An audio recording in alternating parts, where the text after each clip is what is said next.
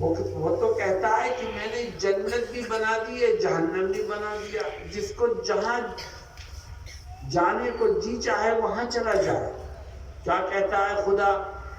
فرماتا ہے وَقُلِ الْحَقُّ مِنْ رَبِّكُمْ فَمَنْ شَاءَ فَلْيُؤْمِنْ وَمَنْ شَاءَ فَلْيَكْفُرْ۔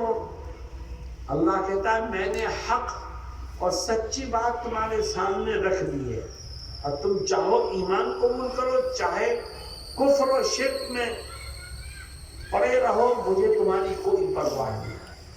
لیکن میرے دوستو، اگر ہم اپنے آپ کو کامیاب بنانا چاہتے ہیں، اپنے آپ کو جہنم سے بچانا چاہتے ہیں، اور دنیا کی مصیبتوں سے اللہ کی حفاظت میں جانا چاہتے ہیں، تو ہمیں کچھ کرنا پڑے۔ آج ہم یہ سمجھتے ہیں کہ فلاں گورنمنٹ بن گئی اس لیے ہم پریشان ہیں، ہم یہ سمجھتے ہیں فلاں پارٹی جیت گئی، اقتدار میں وہ آ گئی اس لیے مسلمان دکھی ہے۔ یاد رکھو تمہیں کوئی دکھ نہیں پہنچا سکتا، دکھ پہنچانے والی ذات اللہ۔ اور اللہ کیا کہتا؟ اللہ کہتا تمہارا کوئی مخالف نہیں ہے، تمہارا کوئی دشمن نہیں ہے، تمہیں کوئی پریشان کرنے کی طاقت نہیں رکھتا۔ اللہ یہ مصیبتیں آ رہی ہیں کیسے؟ فرماتا ہے وَمَا أَصَابَكُم مِّن مُّصِيبَةٍ فَبِمَا كَسَبَتْ أَيْدِيكُمْ وَيَعْفُو عَن كَثِيرٍ۔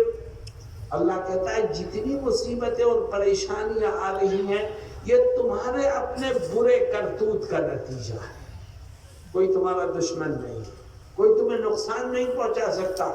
اپنے اعمال کو درست کرو، اگر اعمال خراب ہوں گے اور درست نہیں کرو گے تو دوست بھی دشمن بن جائے۔ میرے دوستو، سوال یہ تھا میرا کہ اپنے ایمان کی حفاظت چاہتے ہو کہ نہیں چاہتے؟ بولو بھائی، اگر چاہتے ہو تو زندگی میں 4 کام کرو، اللہ تمہارے ایمان کو محفوظ کر لے گا۔ تمہارے سینے سے کوئی ایمان نکالنے میں کامیاب نہیں ہوگا، تو کوئی تمہیں راہ سے بھٹکانے میں کامیاب نہیں ہوگا۔ صرف 4 کام کرو۔